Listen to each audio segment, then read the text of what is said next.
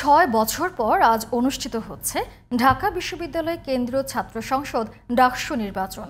১৯২১ সালে বিশ্ববিদ্যালয় প্রতিষ্ঠার পর এখন পর্যন্ত ৩৭ বার হয়েছে কেন্দ্রীয় ছাত্র সংসদ নির্বাচন।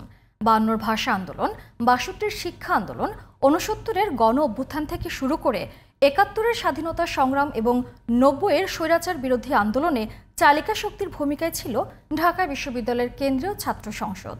ডাকসু নির্বাচনের অতীত ইতিহাস সম্পর্কে আরও জানাচ্ছেন সোহেল আহমদ।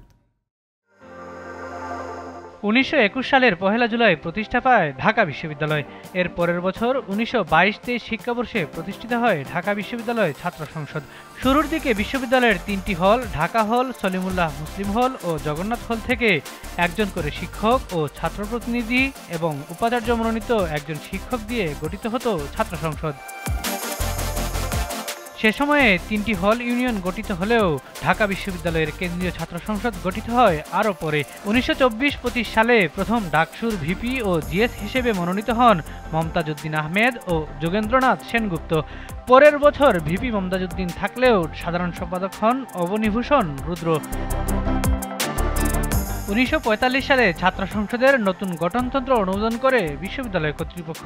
এই গঠনতন্ত্রের অধীনে ১৯৪৫-৪৬ সালে ছাত্রদের মধ্য থেকে সহসভাপতি হন আহমেদুল কবির এবং সাধারণ সম্পাদক হন সুধীর দত্ত। পরের বছরও এই সংসদ থেকে যায়, তবে আহমেদুল কবির পদত্যাগ করায় সহসভাপতি হন ফরিদ আহমেদ।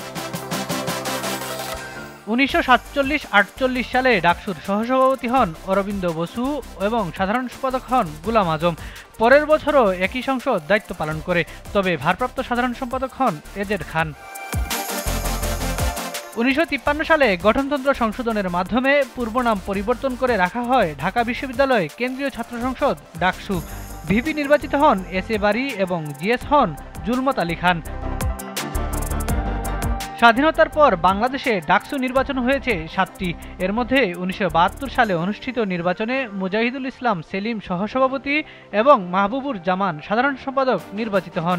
১৯৯০-৯১ সালে অনুষ্ঠিত নির্বাচনে ভিপি নির্বাচিত হন আমানুল্লাহ আমান আর সাধারণ সম্পাদক হন খায়রুল কবির খোকন।